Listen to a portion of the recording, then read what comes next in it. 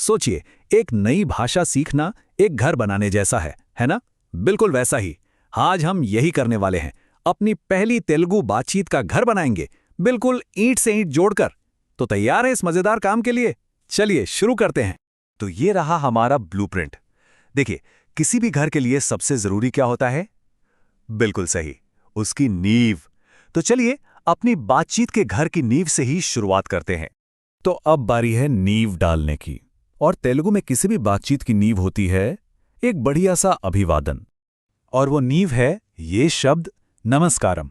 मेरे साथ बोलिए, नमस्कारम। ये सिर्फ नमस्ते या हेलो जैसा नहीं है, इसमें एक सम्मान, एक आदर का भाव है।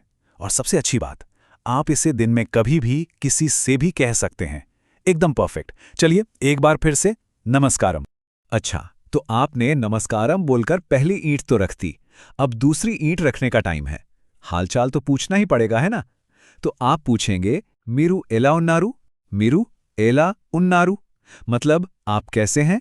और अगर कोई आपसे पूछे तो जवाब होगा नेनु बागुन्नानु।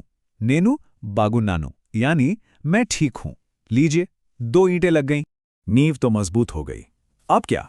अब हम दीवारें खड़ी करेंगे। मतलब अब हम सीखेंगे कि अपना परिचय कैसे दें, अपनी पहचान कैसे बताएं। ये कुछ बहुत ही जरूरी दीवारें हैं, समझे। सबसे पहले अपना नाम बताना। इसके लिए कहिए ना पेरू, ना पेरू, और आगे अपना नाम लगा दीजिए। फिर ये जानना कि सामने वाला कहाँ से है, तो पूछे मेरू एक्कड़ नुंची वच्चारो, मीरू एक्कड़ नुंची वच्चारो। और हाँ, अगर मदद की जरूरत पड़े तो ये सवाल बहुत काम आता है। मीरू इंग्लिश माटलाड़तारा? मीरू इंग्लिश माटलाड़तारा मतलब क्या आप इंग्लिश बोलते हैं? ये 3 जुमले तो समझ लीजिए कि आपकी मेन दीवारें हैं। अब घर बन गया, दीवारें भी खड़ी हो गईं, लेकिन हवा कहाँ से आएगी? रोशनी कैसे आएगी? बिल्कुल, दरवाजों और खिड़कियों से। तो चलिए अब सवाल पूछना सीखकर अपनी बातचीत में दरवाजे और खिड़कियां लगाते हैं। ये 4 शब्द नहीं, समझिए कि ये 4 मास्टर कीज हैं जो किसी भी बातचीत का ताला खोल सकते हैं। क्या के लिए बोलिए? Amity, Amity. कहाँ के लिए? एक्कड़ा, एक्कड़ा।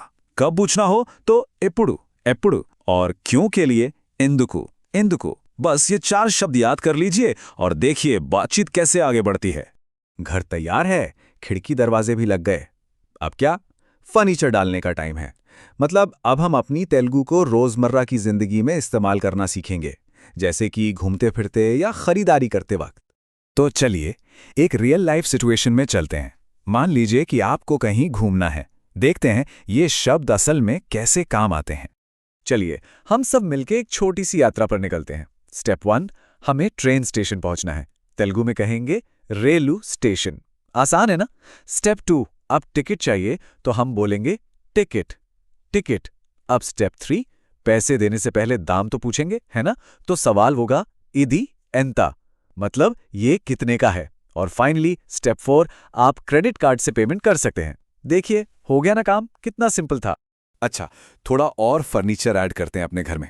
कुछ रोज की चीजें, जैसे कि ये लैपटॉप, लिखने के लिए पेंसिल, बैठने के लिए ये कुर्सी। और हाँ, ये सब कहाँ है? हमारे इल्लू में, यानी हमारे घर में। तो देखिए, ढांचा तो पूरा बन गया, लेकिन कोई भी मकान, घर कब बनता है? जब उसमें लोग हों, अपनापन हो। तो चलिए अब अपने इस घर में परिवार को लाते हैं। सीखते हैं परिवार के लिए कुछ प्यारे से शब्द। और इसके लिए ये सोच कितनी अच्छी है ना, कि परिवार एक पेड़ जैसा है। माता पिता जड़ें हैं और बच्चे उसकी शाखाएं। तो अब हम घर नहीं बल्कि रिश्तों का एक पेड़ उगाएंगे। तो चलिए इस पेड़ की जड़ों से शुरू करते हैं। माँ के लिए तेलुगु में बहुत ही प्यारा शब्द है अम्मा, अम्मा। पिता के लिए आप नाना या बाबा कह सकते हैं। पत्नी को कहते हैं भार्या, भार्या। बच्चे के लिए पापा या बाबू। और बड़ी बहन को बहुत प्यार से बुलाते हैं अक्का। इन्हीं रिश्तों से तो परिवार का पेड़ हरा भरा होता है। तो देखा आपने, बस कुछ ही मिनटों में हमने मिलकर क्या बना लिया? बातचीत के लिए एक पूरा का पूरा घर, जिसकी नींव भी है, दीवारें भी हैं और दुनिया से जुड़ने के लिए खिड़कियां भी हैं। तो अब ये मजबूत नींव तो तैयार है।